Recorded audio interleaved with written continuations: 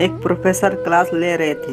Class के सभी छात्र बड़ी ही रुचि से उनके लेक्चर को सुन रहे थे।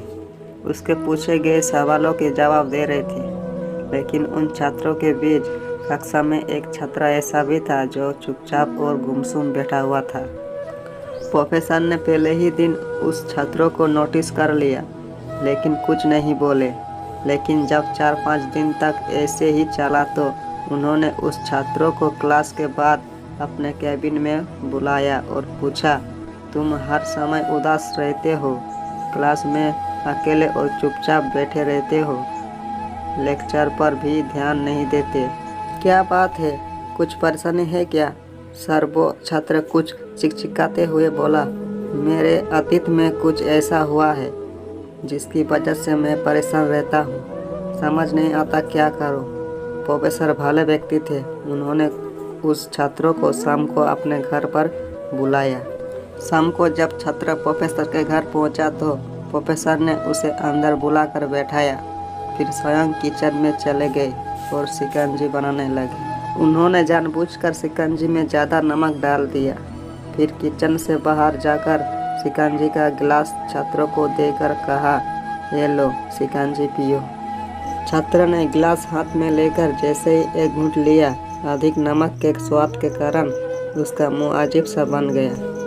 ये देख प्रोफेसर ने पूछा, क्या हुआ, शिकंजी पसंद नहीं आई? नहीं सर, ऐसी बात नहीं है, बस शिकंजी में नमक थोड़ी ज़्यादा है।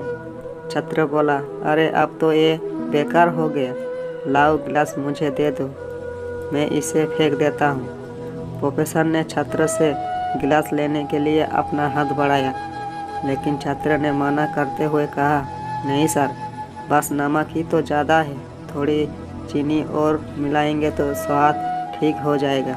ये बात सुन प्रोफेसर गंभीर हो गए और बोले, सही कहा तुमने, अब इसे समझ भी जाओ, ये शिकंजी तुम्हारी ज़िंदगी है, इसमें घुला अधिक नमक तुम्हारे अतीत के बुरे अनुभव है।